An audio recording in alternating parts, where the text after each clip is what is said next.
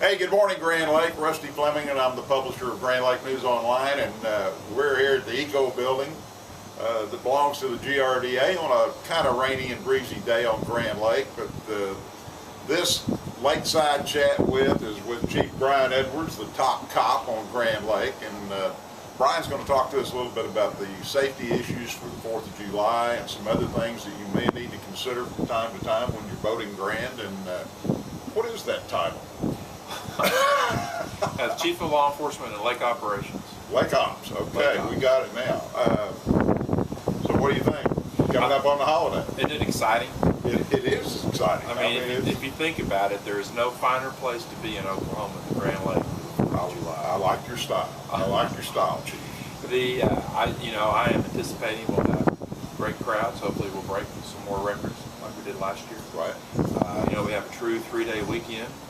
We're making preparations for that. We've been out really all spring, weather permitting, fixing buoys, trying to get the navigation hazards marked, which is a continual work in progress. And I noticed that you've got lighted buoys in my cove to directionalize the traffic, which will make things a little better as well. Right. And then, of course, as we come up on Grand Lake, the most popular place, one of the most popular places on the lake is Duck Creek. And what about the rules? The rules of Duck Creek. They're very simple. If your boat is 8 feet 6 inches wide or less, and less than 30 feet in length, the speed limit in the daytime is 30 miles an hour. Okay. The speed limit at night is idle. Right. If your boat is larger than that, then it's idle all the time. Now, can we define when night occurs? Night occurs in the eyes of the Lake Patrol. Night occurs, it's very simple. It occurs at whatever sunset is. Whatever the time of sunset is when night. So the last ray goes over the horizon. No, it's the actual forecasted sunset time is what we use. So if the forecasted sunset time is 7:30 in the evening, after 7:30 in the evening, it's idle.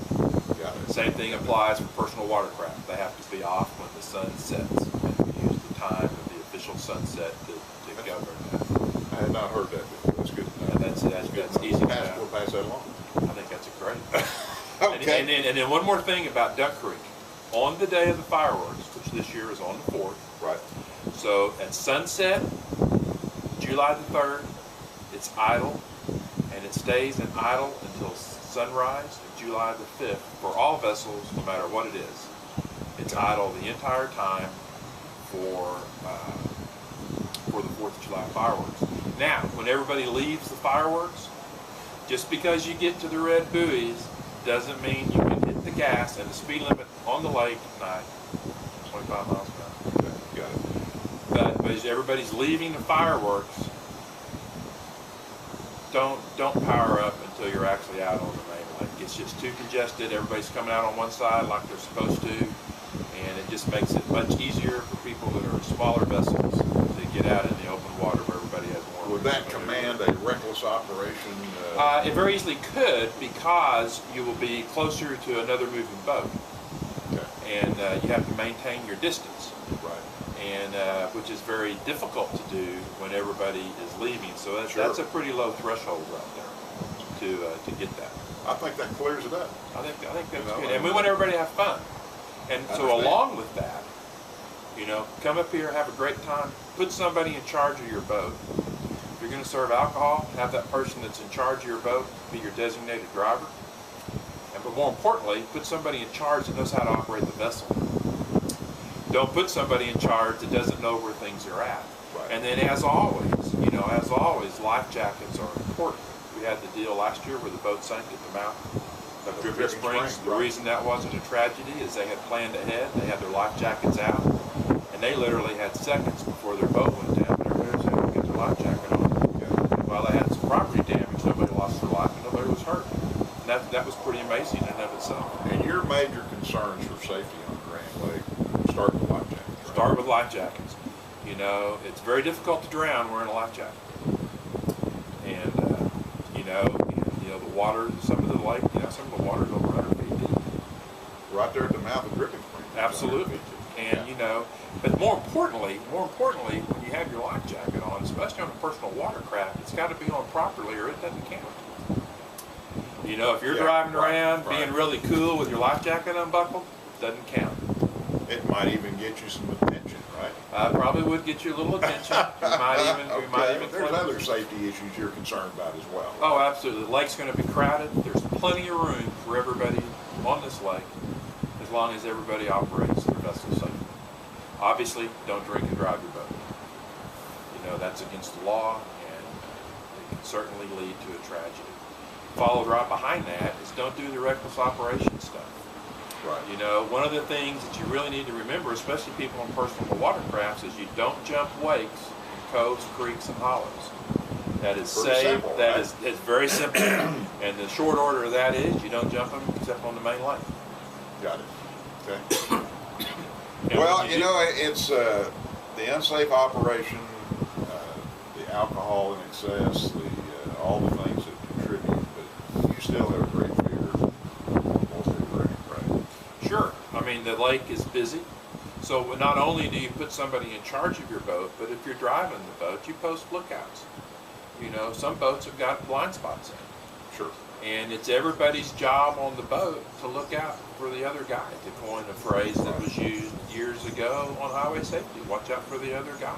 You know, we always do that at night. I mean, everybody's on the lookout in the boat. Right. But daytime, you don't think about it as much, but probably not as important perhaps, but still important. Let's talk a little bit about nighttime operations. Okay, let's hear it. Especially since this is the busiest weekend where people can be out at night. The time to check your lights is before you go.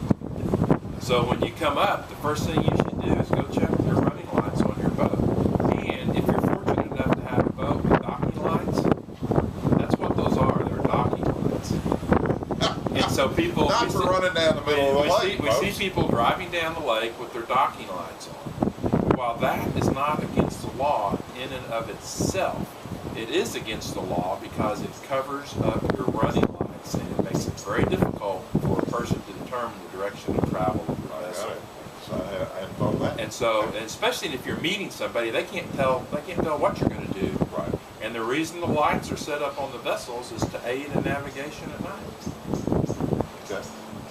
And another thing that will be helpful is if they call you to know where they are. Absolutely. Right? Absolutely. And you're going to plug our app, right? The Grand Lake app is the Grand Lake app is great. However, if you have an emergency, call 911. Don't hesitate. That's what it's there for. Okay. But if you have questions or if you need something, you can go to the app. It's got quick links to us. But it also, more importantly, the app has a map. And we spent the winter identifying the cove. And identifying the cove, so we'll know where you're at. And one of the things that I tell people is a response on the water takes a lot longer than a response on land, because of just distance, and you have different conditions.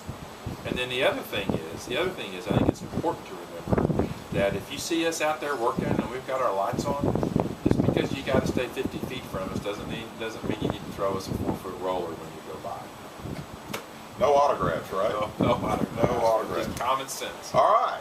We appreciate the info, Chief. And remember that app. It's Grand Space Lake Space, the letters O and K. You can download it for Android or iPhone.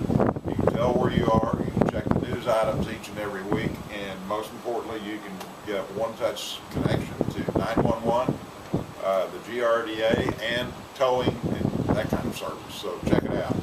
Thanks for being with us on this edition of a Lakeside Chat with, and